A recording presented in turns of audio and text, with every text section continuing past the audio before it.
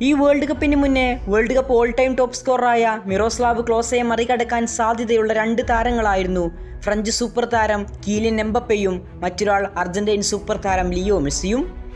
Kylian Mbappe 12 ഗോളുമായി കുതിച്ചുകൊണ്ടിരിക്കുകയാണ്. Leo മെസ്സിക്കാകട്ടെ 13 ഗോൾ. സാക്ഷാൽ മിറോസ്ലാവ് ക്ലോസയുടെ റെക്കോർഡ് തകർക്കാൻ 16 ഗോളുകളാണ് ആവശ്യം.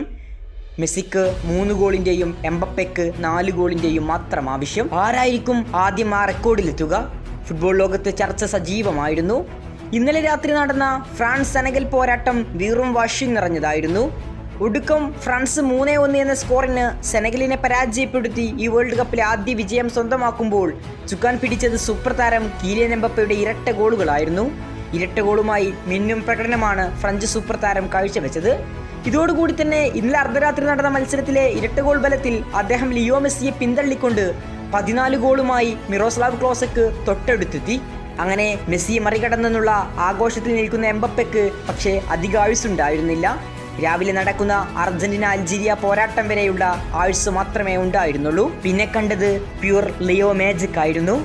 എംബപ്പ 2 അടിച്ച സ്ഥലത്ത് ലിയണൽ മെസ്സി ഈ വേൾഡ് കപ്പിലെ ആദ്യ ഹാട്രിക്കും തൻ്റെ വേൾഡ് കപ്പ് കരിയറിലെ ആദ്യ ഹാട്രിക്കും അങ്ങ് സ്വന്തമാക്കി. അതും തൻ്റെ 39-ാം വയസ്സിൽ. 39ലേക്ക് ഇനി ദിവസങ്ങൾ മാത്രമാണ് ബാക്കിയുള്ളത്.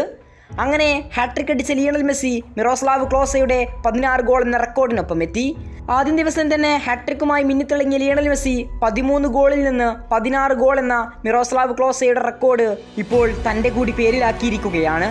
ഇനി ഒരൊറ്റ ഗോൾ മാത്രം മതി മിറോസ്ലാവ് ക്ലോസയെയും മറികടക്കാൻ. എംബാപ്പയാകട്ടെ ലിയണൽ മെസ്സിയെ മറികടന്ന മണിക്കൂറുകൾക്കുള്ളിൽ തന്നെ ആ റെക്കോർഡ് തിരിച്ചു പിടിച്ചിരിക്കുകയാണ് സാക്ഷാൽ ലിയോ മെസ്സി.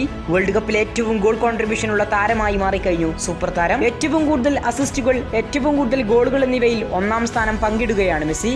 ഒന്ന് മിറോസ്ലാവ് ക്ലോസക്കൊപ്പവും മറ്റൊന്ന് ഡിയാഗോ മറഡോണക്കൊപ്പവും.